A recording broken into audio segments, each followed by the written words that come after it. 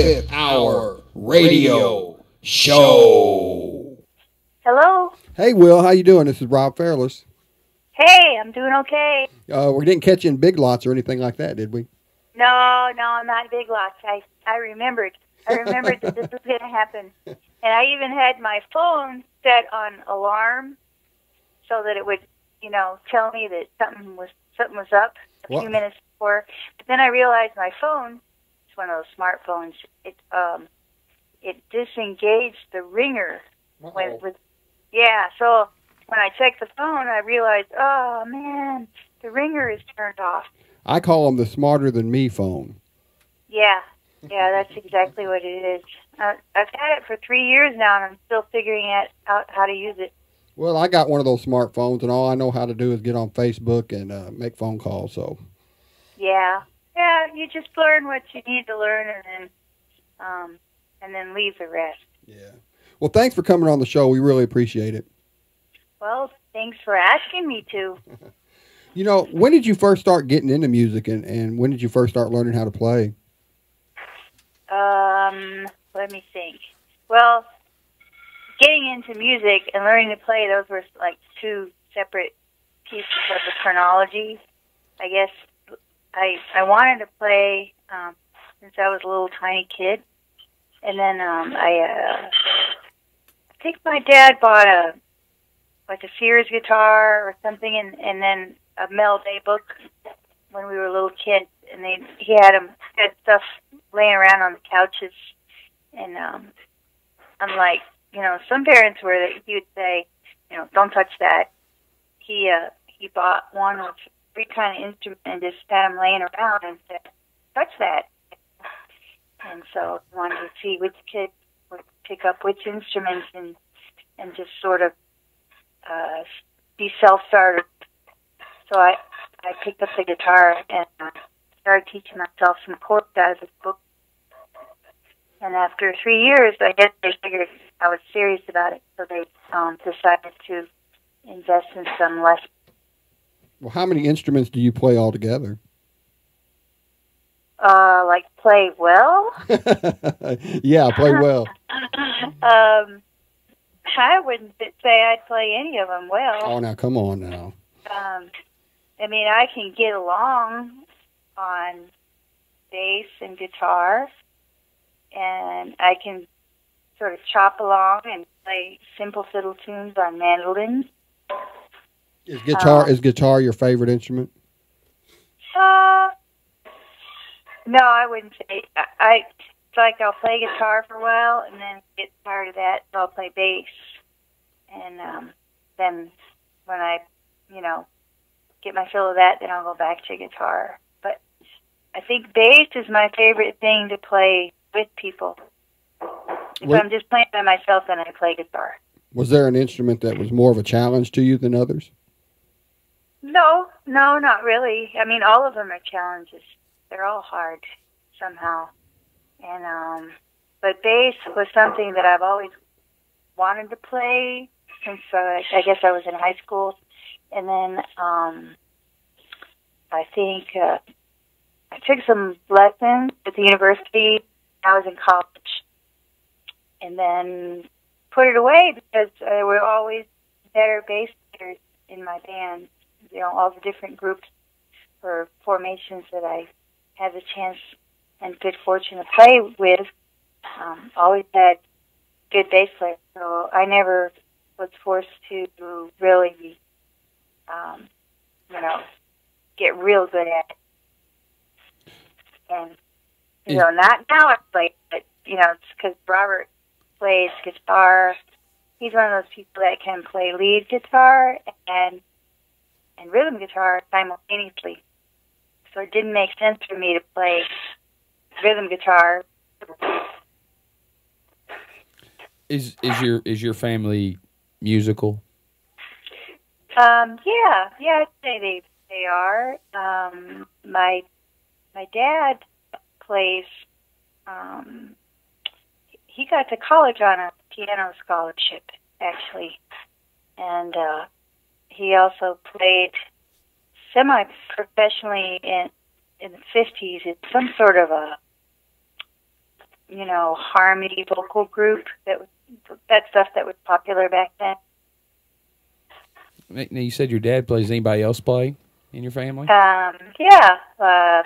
Actually, all of them play pretty much something. You guys get together and jam? I'm the only one.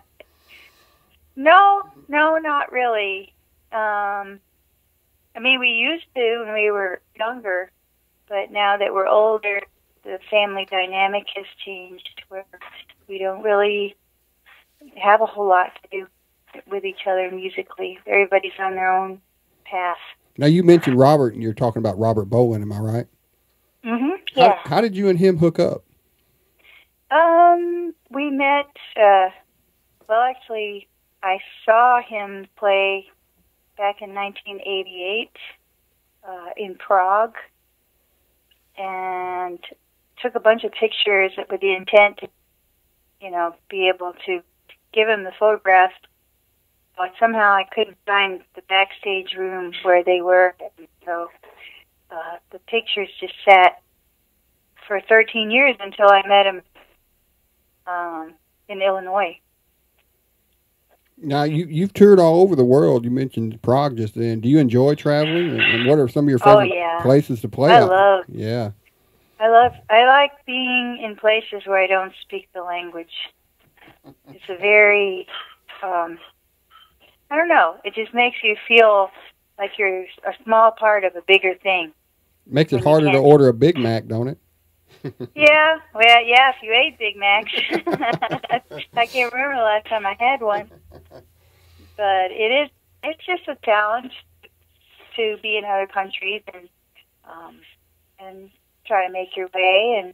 And also, it's very exciting to play your own music and then see how other people who don't understand the lyrics respond to it. Well, when you write your songs, what inspires you?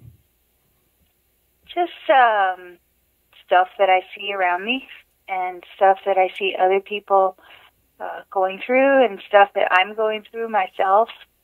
A lot lately has to do with stuff that I have to go through just because it's sort of the chapter of life I'm in right now.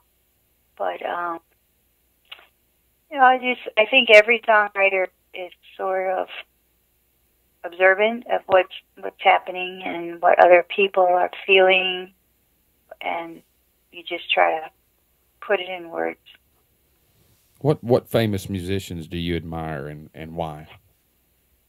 Oh gosh, there's a lot of them. As far as influences, I feel like all those people that were coming up in the early 70s, whose name starts with J. People like Joni Mitchell, James Taylor, Jackson Brown. Now, one of my favorite arrangements you do, and actually it's one of my favorite songs ever, is "Back in the High Life." His name starts with an S. So. Yeah, I know, Steve Winwood. But what made you decide to do an arrangement of that particular song? Well, I've always loved that song. It's one of those songs that just made me feel really good, and it's such a positive vibe. And I think I was living in Germany when I started messing around with that song, and I figured out a few chords for it in sort of alternate tuning. I think open D tuning was what I was using, and we messed around with it then, and I realized, hey, this would sound really good in an acoustic arrangement. And then when I was recording the CD, The Calling, which is it's a really introspective CD. I was going through some very difficult stuff at the time, a divorce, losing my home, et cetera, et cetera. So I felt like the CD needed at least one feel-good song. Well, you talk about some of the I guess, harder times in your life. How do you balance music and a personal life? I mean, is that difficult? Well, my personal life is sort of centered around music a lot of times. I don't know. It's always been that way. Do you ever just take time? Do you ever just take time for yourself and just go away? Well, the personal time is my horse time. When I go spend time with my horse, it's like back when I was 12. And I become that person that I was when I was 12, which was basically the real me before you become influenced by other people and try to please other people. You know, you're real you when you're a kid. Do you ever venture out of your normal comfort zone, as far as style of music, and maybe do arrangements of songs that, that just don't quite fall into the Americana folk style? Oh, yeah. I mean, that's kind of what all musicians, I think, are seeking is a source of growth and inspiration. And the way you do that is to stretch your boundaries. I don't know any musician that doesn't that a little bit, who's really serious about their music. And I lately, because I'm playing with Robert, and he's very well versed in jazz and swing, and he loves that kind of music. So he's sort of pushing me in the direction of singing old torch songs and jazz and swing. And I've always loved that kind of music, but I never had an opportunity to play it. Was it always natural for you to perform in front of a crowd, or was that something that just got easier for you over time? Oh, it's something that I had to really grow into. When I was a kid, this is a kind of funny story. My dad used to joke with his friends, his colleagues, and he would tell friends that I was autistic. And I was a little kid. I didn't know what it meant. So I thought he was saying artistic because I like to paint and draw. And I didn't know what autistic was, but I was really shy when I was a kid, and then on into high school and stuff. And then gradually, the universe just started sending me these people, friends who would try to force me out into public and play. And I'm really grateful for that. We're talking about playing and pushed out in front of an audience. Do you ever get nervous anymore before a performance? Not really. Every now and then I will for like TV shows and stuff. Just because when you're doing things like that, you can't forget the lyrics and things. And so I have a little bit of a paranoia about forgetting my own songs, and that's happened actually. Because more nervous you are, the less in the flow you are, then your brain just locks up. We're talking about, live performances and the industry today. Do you think it's getting easier or getting harder for someone to go into music and pick that as a career? I think it's easier to go into music, and it's easier to realize your own creativity, as far as the technology has made it so easy to just record stuff off your own computer, or to send tracks back and forth and get famous people to play on your CD. But that's kind of where the easy stuff stops. You can get a website, post it out there, get a Facebook and a MySpace and a Reverb Nation page and a YouTube channel. Any person can do that, and then just start pushing their music with every hour that they have available to them. But along with, a million other people. so the chances of being noticed are much, much slimmer. You know, it's my understanding that you also teach. Is teaching something you've always wanted to do, or is that something you just kind of fell into? I think I never consciously thought about teaching, but I think it was just something that it's kind of in my genetics, because both of my parents are college teachers. And I don't know, maybe as a teacher, you learn to relate to other people the way your parents relate to other people, and they talk to other people as if they're teachers. Mm-hmm. So it's sort of, that part comes natural. Also because I'm the oldest kid of 6 kids, and I had to, you know, sort of take care of them a lot when I was a kid. That sort of leadership role sort of was forced on me just by birth order. And then I realized that I like it. You know, it's something. It's rewarding. That, yeah, it's really cool to just light a fire under someone's own inspiration, and then to see them take what you've given them and run with it. And like one time not long ago, I went to a local community college and just gave a little talk about songwriting, and these were just college, you know, junior college kids that were interested, that were in attendance. And later, one of the girls' mothers ran into me at a local show. She said, "You know, that talk you gave, it influenced my daughter to change her major to creative writing." Well, that's real cool. Yeah, I was really excited that I affected some young person's life to that degree. You know, you have no idea when you're up there just talking about what you do and what seems to come easy to you, or maybe it hasn't come easy. Maybe something you've learned through the school of hard knocks and making all the mistakes, and you don't want other people that are trying to do the same thing to make the same mistake you did. Mm-hmm. You just never know the power of what your words are or how it's affecting some other person.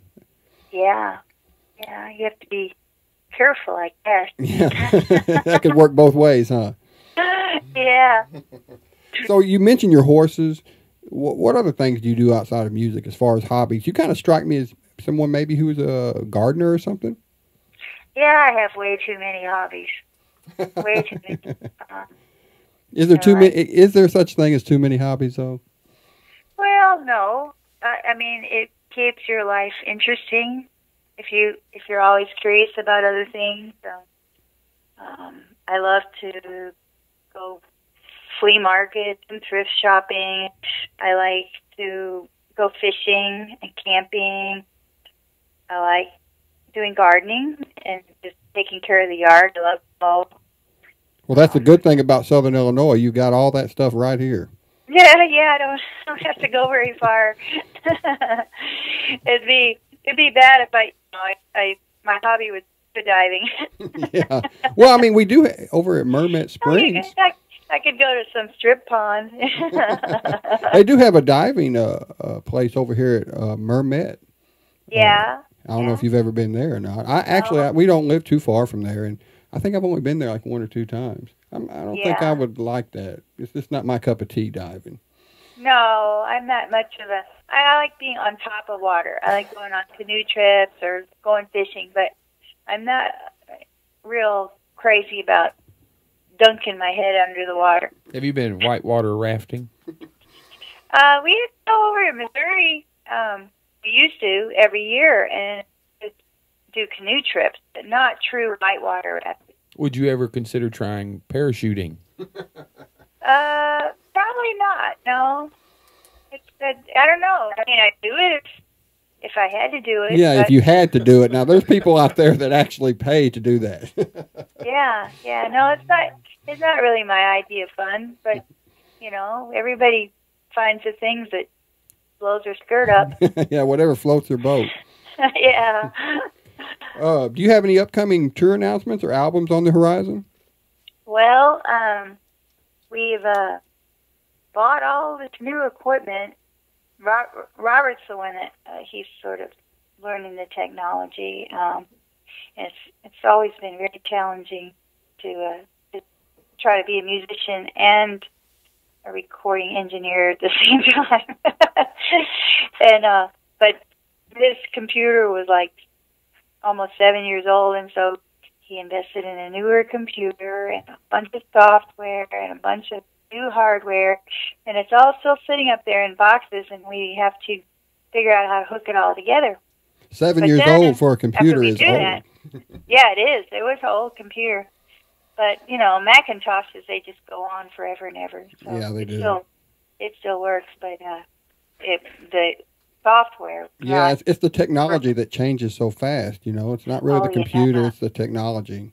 Yeah, the computer would just go on, but, you know, just trying to keep everything compatible is, it's a nightmare. You know, I wanted to ask you real quick, you know, I saw you play at the Yellow Moon in Cobden. Isn't that just a wonderful place, an intimate place to perform? Yeah, it's my favorite. Well, it's really almost the only place here near home that we play regularly. Every now and then we'll play at a winery or some sort of a public event, but usually not. Well, Will, before we get off here, do you mind giving our listeners maybe links to your social media and your websites? Yeah, sure. I'm real busy with Facebook. I do Facebook a lot, and it's been very good for me in many, many, many aspects. So I encourage folks to just look for me on Facebook. Maybe the best thing is to spell my name out, because if you're going to do a Google, it has to be spelled right. WILMARING. And I've got a music page, which I encourage folks to go and press like on, because I'm trying to get the numbers up on that. And then I got my personal page, but all of it's open, you know, to the public. And I'm told that people like to read that stuff that I write. They say that it's entertaining. So as long as people still like it, I'll keep writing things. But I also have just a regular website, and that's wilmaring.com. That's where people can buy CDs. That's very important for us to keep gas in the van, to be able to sell our CDs. So you can buy Robert Boland's CDs there, and also mine, and also a couple of older CDs from my band days. So anyway, that's wilmaring.com. Well, thank you so much for taking time out of your day to join us on the show, and good luck with getting that computer hooked up.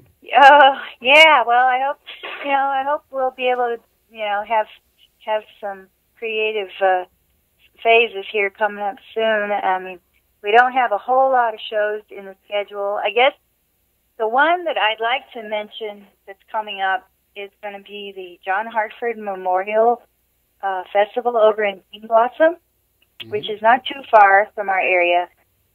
And that's going to be happening in the last weekend of May, which is also first weekend of June. Yep, right around the corner. Right, and we'll be up there at Bean Blossom with, 60 or 80 other bands. Wow, that's a lot of bands. It's a big deal, yeah, it's a huge deal. And 3 stages, and a fiddle contest, a songwriting contest. Just Google John Hartford Memorial Festival, and we'll be there for 2 days, along with lots of other bands. Really good stuff. Well, it sounds like that's going to be an exciting place to be. Yeah, that's the biggest thing coming up in our futures. I'm hoping that we'll get some calls to take some other trips later in the summer. This is going to be sort of a quiet summer for us so far, and maybe that's the universe trying to tell us, hey, you better get off your butts and make some new CDs. Oh, well, you get more time with your horses. Yeah, that's true. But, the horse is sort of a leisure time hobby, and he's plenty happy just out there, without me torturing him. So. Well, Wil, thank you so much again, and we look forward to hearing more from you in the future. Yeah, thanks a lot. Thanks for wanting to talk to me. All right, that was our pleasure. Okay. You have a nice night. You too. Right. Bye-bye. Bye-bye.